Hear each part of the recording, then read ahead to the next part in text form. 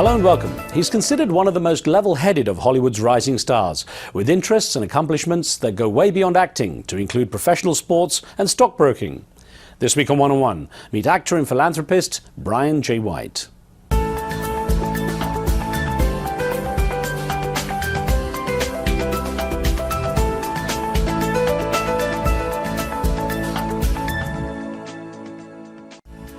From an early age, there was a twinkle in his eye that said he would not be satisfied with a normal pace of life. Brian J. White was born into a family where athletics was a part of everyday routine, starting with his father, who played basketball professionally. But it was also a close and warm household where education played a major role too. Brian graduated from Dartmouth College in New Hampshire in political science, psychology and theatre arts, where he also played on the lacrosse and football teams. Brian's mother encouraged his interest in the world of finance, which led him to qualify as a stockbroker, although sports was still very much a passion for the young man with a promising athletic career. An injury cut that short, leading him unexpectedly into modelling and then quickly onto dance and theatre. A budding television and movie career was soon launched, and the multifaceted Brian J. White found himself on the fast track to success. Brian, it's a delight to talk with you. Thanks for having me. Now, as we're about to discover, there's much more to you than acting. But let me get from you first, what is it you're most passionate about? What really drives you? Philanthropy, people. I'm from a big family. I'm the eldest of 6. I have 5 beautiful, talented, intelligent younger sisters. And we were raised in a philanthropic household. Giving back was paramount. My dad's an athlete, my stepmother's an athlete, professional. And in the sports world, everybody starts with a charity from day one.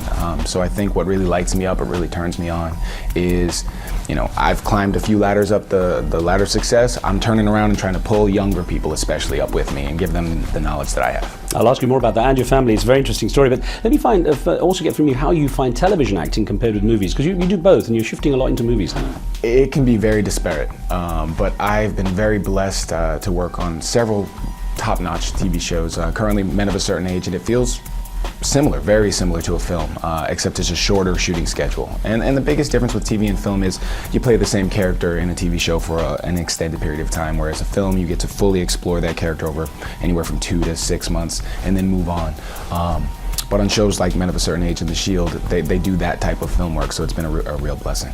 Now, of course, there's the danger when you take on a role of becoming a typecast. You worry, because you'll fit a certain profile, but you may want to do something totally different. Definitely.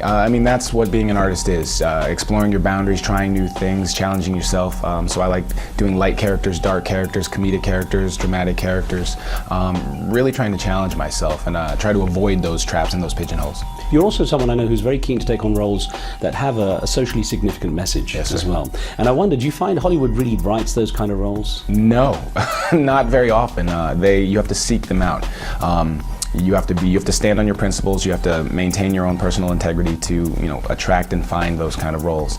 And that's what I set out to do. Don Cheadle was a very good mentor and encouraged me actually to turn down one of the first roles I was offered because it was a little too big for me at the time, a little too flashy, and it wasn't going to put me on the path to where I wanted to be, which was a character lead. The Johnny Depps, the Sean Penns, the Don Cheadles, the Forest Whitakers of the world, the Denzels. That's what I aspire to be like. Well, let's look at the family history. Of course, born in Boston, Massachusetts, and eldest of 5 children, 5 sisters. Yes. How did you survive? Very carefully. Communication. I think the biggest lesson that I learned, or the biggest advantage that I came out of that household with, was being able to use my words to articulate myself. Because obviously, if you can't communicate to another person how you feel, what you want, nothing's going to get done. And I think women, by and large, do that better than men. And I was raised by my mom primarily, and my 5 sisters. So I think I learned to use my words. Now, you say your mother primarily, presumably because your father was a professional basketball player. Yeah, he was on the road playing ball. I'm very close to my father, very close to my mother. We worked together. But, at home, it was a lot of time with mom. And she was the authoritarian, she was the nurturer, she was all of the above. Now, he was a Boston Celtics player. Yeah, still is. He coaches as well? Yeah, he's a coach there. He does, front office, public relations. We have a restaurant called JoJo's in Maynard, Massachusetts. And he's doing great. The family's all back in Boston now, and we're very close. And in terms of just the influences your father had on you, presumably a lot of your love for sports comes from him as well? Yeah, I was a natural athlete, born into it, on the road with him as a little kid, signing autographs, taking pictures, just seeing what Dad's job was all about. But the number one thing that stood out to me was people were more impressed with him for the kind of man that he was rather than the kind of athlete athlete that he was. Red Auerbach, ML Carr, his cohorts, Larry Bird. I heard those messages from them about, your father's a man of integrity. He dresses well, he carries himself well, he speaks well, he gives back to the community. And so those were the things, rather than him being a cool basketball player, that I started to covet as a young man and wanted to make sure that I had in my own persona. That's a great influence. Yeah. Now, your mother's, I guess you got your financial brains from your mother. She's Yes. a financial advisor. She's a financial advisor, yeah. She's So- been a teacher, a real estate broker, a financial advisor. She's from Kansas, and she's my hero. I've never seen her fail in anything for lack of effort. She believes in herself, and she simply willed things to happen. And I've taken on those traits, and so I'm a combination of mom and dad. How did you relate to her? I mean, of course, you're having 5 sisters. In terms of vying for attention, were you sort of mummy's boy? I still am, I think. I think, being the eldest and also being the one that was at the house the most because my dad was playing, I took a paternal role and would kind of sit back with mom and watch the performing rather than be the performer. Because you can't out-compete 5 younger girls. You just can't do it. And I think I learned that lesson quickly and had to pick and choose my battles, pick and choose my moments to try to shine. And it was a good experience. Now, of course, you were good academically too. You went to Dartmouth College in New Hampshire, and you studied political science, psychology, and theatre arts. Yeah. And that's also the time you started playing lacrosse and American football as well. I was playing before that, but that's where it really kind of took off. That's when I became aware that I could go to the next level in both sports. And it kind of was a time that I had to sit down and think about what I wanted to do, because I always wanted to be a big athlete. I was going to go to one of the larger sports schools, but Red Auerbach and especially my mom kicked my butt and said, look, your education comes first. And my dad and Red said, if you're good enough at sports, they're going to find you no matter where you are. So I went to Dartmouth to focus on this first, and I was able to do a lot of other things while I was there. How did you balance the time? Because you've got the demands of academic demands, you've got the sports demands. I think being an athlete really helps that, because you have to be organized and you have to lead a structured life from day one as an athlete. From elementary school through middle school through high school, I had to set aside time to train, to go to practice, to study, to play if I was going to play, etc. My extracurriculars, it was all organized, compartmentalized. And that's just how my life has been. You just add more on the plate and there's more compartments. And that's what I do now. I'm able to go from philanthropy to film to television to writing to a separate project, because that's how I've always lived my life. How were those college years? How did you find them? Fantastic, liberating. It was a growth experience, and one thing about Dartmouth, there's something to be said for going to school on a campus. We're in the middle of the woods in New Hampshire. I really got to know the 5,000, 5,500 kids I went to school with. I'm in touch with most of my fraternity brothers, the people I did activities with, played sports with. We've helped each other out over the years. When I got an injury in football, the first call was from a Dartmouth alum helping me out with a job. So I would never trade in that experience for anything. Now, you're one of the younger actors I've spoken to relatively. I've spoken to people like Danny Glover and some of those who've... Idols. And they've been through quite a lot, having seen America change. I mean, they went, for example, through experiencing racism and experiencing the issues of race. Has that ever come up in your life? Sure. Amazingly enough, I predicted 2 years before, after Deval Patrick, a friend of Barack Obama, had won in Boston. I was shooting the game plan there, laying down in the back of the van. And the Teamsters, there was an Irish driver and an Italian driver, were just praising Deval Patrick. And I was laying down in the back. I was the only African-American minority in the car. I sat up, I was like, am I in the same Boston? This isn't, like, when I was a little kid, this would never have happened. We're in Southie, which was a historically not so open to people of my tone. And I was staying in a hotel there. I was being met with grace and kindness and warmth. And people were talking about the man, not the black man, the man and his politics and what he was bringing to the state, and everybody was embracing that. And I really just, it dawned on me, it is a new day. It's a renaissance in America, because we've gotten about as low as we can go fighting against each other, and now we need to come together. So Massachusetts is exciting, the country's exciting, the world is exciting, so I feel inspired. Many generations didn't expect to see a black president. Yeah, and that's why we saw a lot of tears when it happened from people of that generation. You had the younger generation trying to push to make it happen, and the older generation cautiously thinking, is this the time that we've been waiting for? And I was a surrogate for Obama for 2 years, blessed to be able to work on his campaign and help push. And I'm excited about what's to come, because we live in a global world. I mean, with YouTube and internet and cell phones, you can reach out around the world in a second. We need to be able to get along. Did you get a bug for politics from that time? I did. I had a small bug. Bill Clinton gave me my diploma at Dartmouth. I heard him speak several times and had an interest, but I felt compelled to really get involved this time, because I'd never like most people in the younger generation, I'd never seen somebody that spoke to me so directly. From his life experience, from his background, from his makeup, from his ethnicity, to just what he was speaking about issue to issue. It doesn't feel good to me necessarily to go into my wallet and pay more taxes, but the bigger concepts speak to me, and I think that that's what's most important. Well, let's get back to the college where when you graduated, you were signed up for not just the NFL, the National Football League for the New England Patriots, but also the National Lacrosse League for the Boston Blazers. Yeah. Now that's quite an accomplishment. I mean, they're different sports essentially. I know there's a lot of body slamming in both. I can tell. Both content. But what sort of at that time then? What sort of future were you imagining for yourself? What I'd always thought as a kid. I mean, I'd seen the blueprint from my dad. So, hey, I'm going to go play for the Patriots. In the off seasons, I'm going to play lacrosse. I'll be like Bo Jackson and Deion Sanders. There we go. You know, it's written in the stars. And then along came an injury, and that's when all those lessons, all that wisdom that had been passed along to me really paid off. What happened to the injury? I tore a hamstring, tried to rehab for a while, went to the NFL Europe, which is their kind of like developmental league, still exists, hurt it again, and just kept not letting it get enough time to get better because I was fighting to stay on teams. And got a call about trying Wall Street. And went to Wall Street, got my certification 6, 7, 63, and 65, and learned right away. Yeah. It just wasn't for me. I didn't love it. It didn't excite me. Football was game day. I'm excited. Practice, I'm excited. Wall Street was, I got to get this check. And my parents always taught me to find things you love and try to make a career out of those. So I tried to figure out how not to have a career as a stockbroker, but knew I needed to learn how Wall Street worked, how you raise money, have some connections for later. So. How did your family react to that injury? And it was almost like dreams broken for a while. My mom was more so like, this is why you went to school, pick yourself up, we don't hang our heads, because I remember the first day I was just miserable. They gave me about 24 hours and they kicked me in the butt and said, this is what you're prepared for, use your preparation. My dad was the same way. So they were very supportive, warm, and encouraged me to keep it moving. Well, your life took some interesting turns. I'll get onto that in just a moment. We're taking a short break here. More one-on-one with Brian White in just a moment.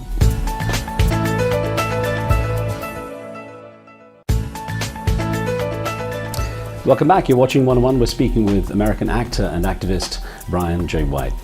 You went off to a fashion show with a friend, and next thing is you're talking to an agent, and you're into modeling. Yeah. Kind of random. My life has been about being in the right place at the right time, and in recognizing that opportunity. The world of fashion modeling was nothing I ever thought of, doing. I was a football player, so I wore a helmet all the time.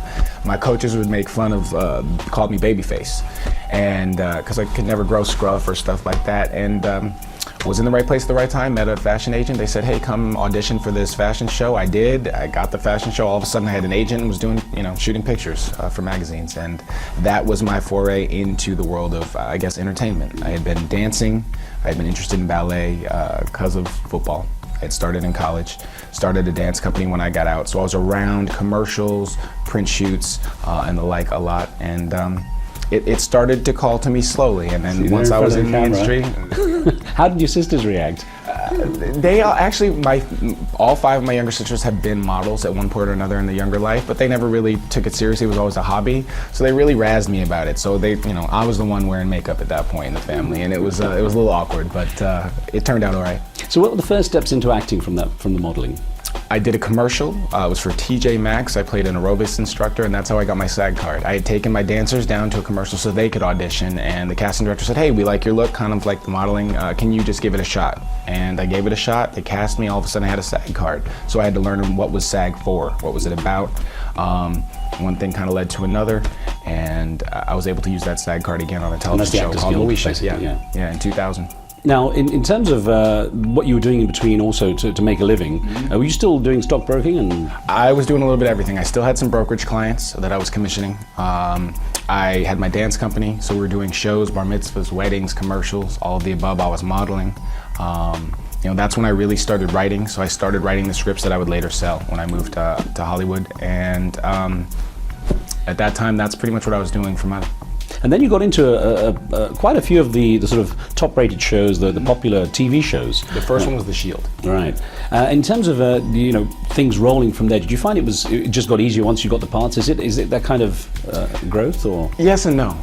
You have to have something to get something. Like that first television commercial helped me get the next job. That next job helped me get the job after that. But what really helped me the most was class. I really, Don Cheadle pulled me aside and some other people that I look up to and said, look, it's just like sports. You don't put in the work, you're not going to get the results. As an athlete, you went to the training room, you ate off the training table, you watched your diet, you watched your weight, you got out there on the field and worked. You got to eat in class, you got to eat in comedy class, you got to get in technique class, you got to go take some more dance classes. You have to be a true artist if you want to be, have any kind of longevity. This is Don Cheadle. Yeah, this is Don Cheadle and a host of other, people that I started listening to right away. And that's what I did. So I turned down some of the bigger roles and just went to work trying to learn, what does an actor do?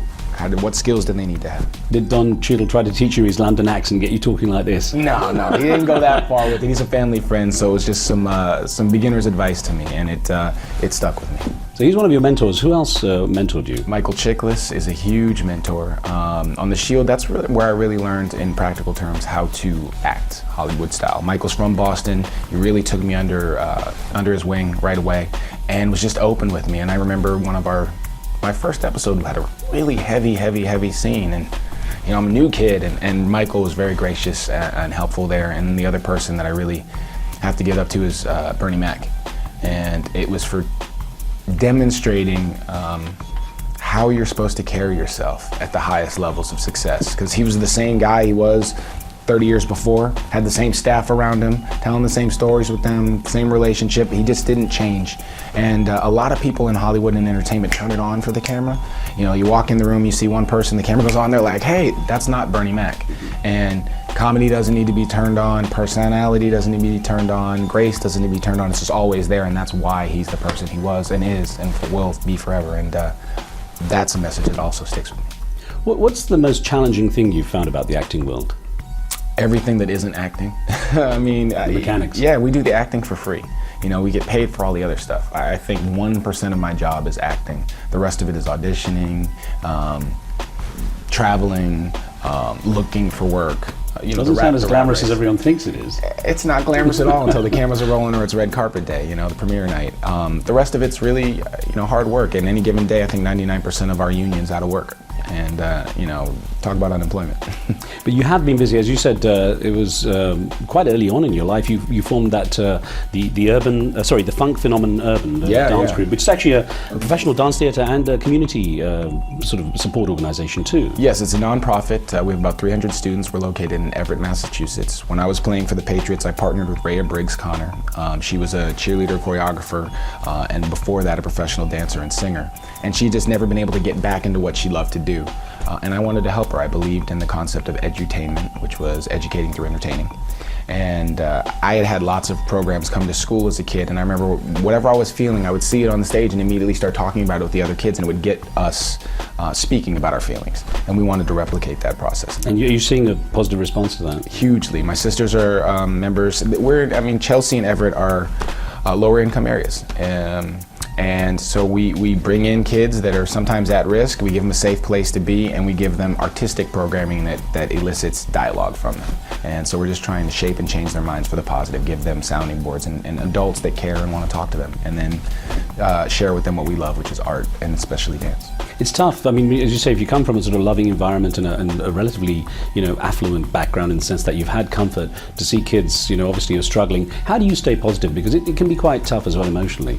I come from both. My mom's side of the family was more affluent. My grandfather owned mortuaries, 13 of them. He owned a golf course. He was one of the first black people to own a speedboat. Golf course, needless to say. And then on my dad's side, they're church folks. Love God, not a lot of money, from St. Louis. And so I've seen, the poorest poor and what would be called erudite, and basically taken from both sides, and I'm somewhere in between. And I think that's what the world is. We have to take a little east, a little west, a little of every culture and kind of mix it up, and that's the middle ground. And I think as a person, I've tried to stay a little bit towards the center. In terms of the kind of roles you want to play, what would you, if you could cast yourself, what would you take on? Films with a message. I like, the more I can do in one role, the better. Enemy of the State, The Firm, Philadelphia. Those are 3 films by iconic actors that I'm a huge fan of, and I don't see being made anymore. They kind of simplify them. I remember feeling proud, when those guys would would have their heroic moments, and I'd jump up and down on the bed as a little kid, and I don't have that same or see that same reaction. So I'd like to create films that where my co-stars are representative of the world that I see out there. I see a lot more, you know, brown and Asian and Indian, and you know, that's my neighborhood. Across the street is an Indian family, to my left is an Asian family, there's a Caucasian family, and there's a gay family that lives across here. I want to see that on screen, you know, and so. And you got to film with Indian megastar Malika Sherawat too. Amazing, amazing. I mean, it's such an opportunity, not just the content of the film. You know, I'm playing a Republican, you know, a conservative. I've never seen a black Republican or conservative on TV that wasn't being made fun of.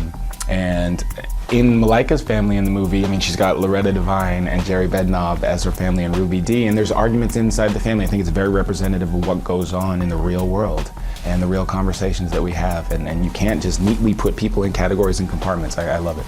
Now, you're not a person to sit still, obviously, with all you've done so far. So do you see yourself ever having an interest in going behind the lens, directing, that kind of stuff? Definitely. I have a production company called Media 3 Films. My partner, Salon White, just directed the film Losers, which came out. Zoe Saldana, Idris Alba, Columbus Short last week. We're working on a project right now, trying to get something together. And Boris Kodjoe, who's the star of a new NBC series, is my other partner. And basically, we set out to make multicultural genre films. Smaller budgets, better quality, find the talent that the studios overlooks that we happen to think might be the people they should be looking at, cast them in films, make sure that the standard bar gets elevated and these people get more work. Any personal challenges you want to undertake, things you haven't had a chance to yet that, you know, they're on your list there? My number one thing right now is my charity event and expanding my foundation from east to west, so it's in all 50 states. We put Warm to Kids, puts learning centers in schools. The acronym stands for We're All Role Models to Kids. We're primarily in the Northeast region right now, so I just got my head down trying to stay motivated to get it all the way to California. Now, you've got a long way to go, God willing, a long life now, but if you were to sort of look ahead and say, this is how I want to be remembered, what would you say? What legacy would you like to leave? A man of integrity. I think we're lacking in that. I don't think most people that I encounter do what they say they're going to do. So I want people to always say Brian White was a man of integrity. He was an honest man. He was a trustworthy man, a man of principle, and a man of standards. You know. Brian, I wish you luck. Thank you very much for your time. Thank you. Appreciate you.